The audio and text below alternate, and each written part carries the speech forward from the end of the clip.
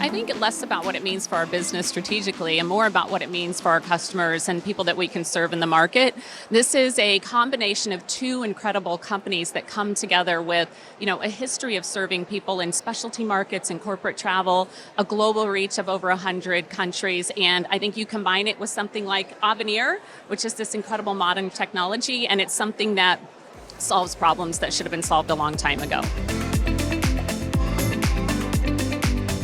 I think it's such an interesting time, and the heat and the chaos today, and just even getting here is a perfect example, I think, of what's going on for people. It's more chaotic than it should be. I think with disruption does come opportunity, and this is a time of, in my opinion, people like direct travel trying to make things simple, but pushing the envelope from an innovation standpoint. I think there's things that have been stuck for way too long in terms of where they've been, and that's anything from just how simple it should be to book travel to how predictive things should be and anticipating people's needs. And then the human element, that's something that's really important, of making sure that we provide service, and when things are chaotic, when you need people the most, that the human intelligence isn't forgotten. And that's the thing that matters to us the most. And I think bringing that chaos back to some of the most basic principles, and that's really what we try to focus on.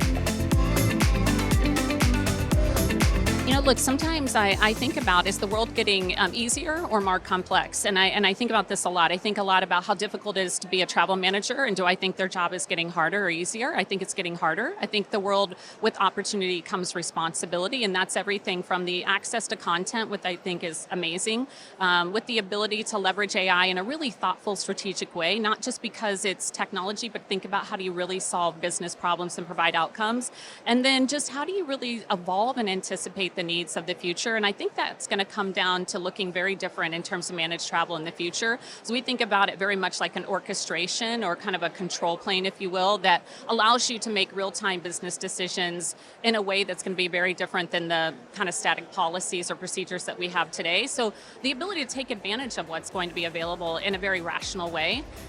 So I think we'll be having a very different conversation in 3 years, that's for sure.